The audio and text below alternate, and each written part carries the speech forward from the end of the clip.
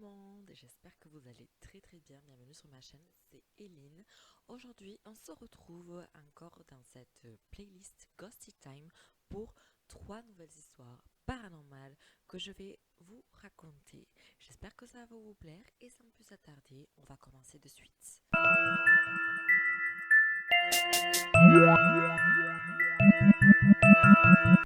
Le mystère de Pascagoula. Ce ne devait être qu'une belle partie de pêche entre copains. Le 11 octobre 1973, Calvin R. Parker et Charles E. Hickson n'ont évidemment aucune idée de ce qui est sur le point de leur arriver lorsqu'ils jettent leur ligne dans la rivière Pascagoula. Environ 21 heures, lorsque l'attention de Hickson est attirée par un sifflement étrange. Il tourne la tête et découvre, sidéré, un engin volant ovale éclairé par des lumières bleues. Quelque chose, pas une porte, comme il le précise plus tard. Cet ouvert, étroit, créature s'approche alors de lui en flottant dans l'air. Les deux hommes sont paralysés par la peur. Les créatures ne sont pas des hommes, mais si leur forme globale s'en rapproche. Leur peau est grise et ridée. Elles ne mesurent pas plus d'1,50 m. Elles n'ont pas d'yeux, mais des fentes, pas d'oreilles, mais des cônes, pas de bouche, mais un trou. Elles ne parlent pas, mais émettent une sorte de bourdonnement. L'une des créatures touche Parker qui perd connaissance. Hickson raconte qu'il est soulevé sans pourtant avoir l'impression qu'on le touche et amené dans une pièce lumineuse. Tandis qu'une créature se charge de son ami, Hickson se souvient d'avoir été allongé quelque temps dans l'air, immobile, tandis qu'une machine l'observe sous toutes les coutures. Cela ne dure que quelques minutes. Après quoi, les deux amis sont ramenés exactement à l'endroit où ils ont été trouvés, posés debout comme des soldats de plomb. Hickson et Parker mettent quelque temps à retrouver leurs esprits. Ils sont terrorisés. Pour se calmer, Hickson ouvre une bouteille de whisky. Les deux amis décident ensuite de tout raconter à la police.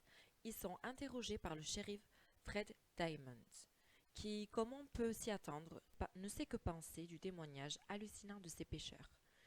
L'un semble traumatisé et avoue avoir été inconscient pendant presque toute la durée de l'enlèvement. L'autre raconte les événements avec force détail, mais avoue aussi avoir bu. Serait-ce une mauvaise blague? Pour en avoir le cœur net, il laisse les deux hommes seuls dans son bureau et décide de les enregistrer à leur insu. Hickson et Parker ne font que parler de ce qui vient de leur arriver pendant ce temps. Voilà pour la première histoire de cette vidéo qui était assez chouette, on peut dire. Et après, on peut croire soit qu'ils sont sous des substances illicites, déjà aussi l'alcool ou d'autres substances, on ne sait pas, et qui peut-être leur a fait complètement halluciner. Donc voilà, on va passer à la deuxième histoire. L'enterrement du vieil Old Book. Peoria State Hospital Historic District est un hôpital psychiatrique de Bartonville, dans l'Illinois, qui est resté en service de 1902 à 1973.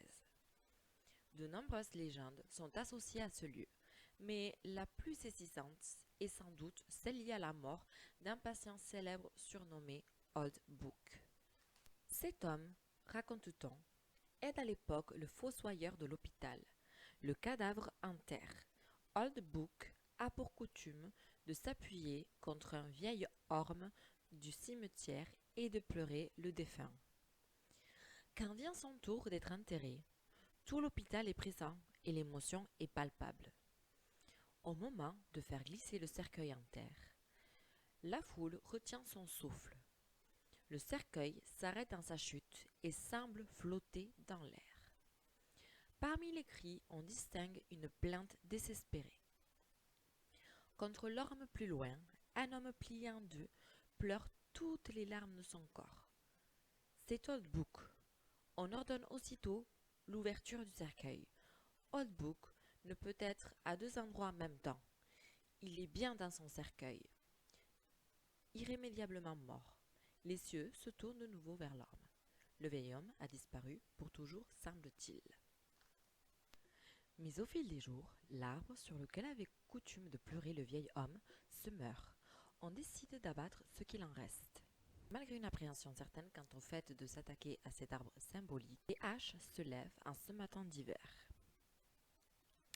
Au premier contact, les ouvriers les entendent et les reconnaissent. Les pleurs sonores d'Old Book. Ils abandonnent aussitôt leur travail, terrorisés. Superstition ? Qu'importe, l'arbre doit disparaître et on engage aussitôt d'autres ouvriers pour le brûler. Ceux-ci racontent encore aujourd'hui avoir supporté les sanglots déchirants tandis que la souche se consumait. Voilà pour la deuxième histoire qui était encore meilleure que la première, je trouvais. Et on va passer à la dernière. Terreur sur Chicago. 7 novembre 2006, 16h15. Aéroport de Chicago. Un employé de l'aéroport s'arrête devant un terminal. Juste au-dessus, un objet volant en forme de soucoupe se détache des nuages. Ils sont bientôt une dizaine d'employés à observer le phénomène et à s'interroger. Ils appellent finalement la tour de contrôle pour en savoir plus. Ont-ils repéré un tel engin sur leur radar ? La réponse est négative, mais l'objet est bien là et bientôt ce sont les pilotes qui viennent d'atterrir qui le remarquent. Pour la tour de contrôle, c'est un phénomène météo qui ne doit en aucun cas empêcher le personnel de l'aéroport de travailler. Tous retournent alors à leur tâche. Un pilote note quelques heures plus tard que l'objet n'est plus là, mais que la couche nuageuse est trouée à cet endroit précis. Aucune enquête officielle n'a été menée. Voilà pour la dernière histoire de cette vidéo. Celle qui m'a plu le plus, c'était la deuxième avec ce fameux Old Book. Vous me direz en commentaire aussi quelle était la vôtre et à me partager aussi vos avis sur les 3 histoires et puis vos histoires si jamais et tout. Donc voilà, nous on se retrouve très très vite dans une prochaine vidéo puisque là je vais en tourner d'autres et puis je vous dis à très bientôt. Ciao ciao.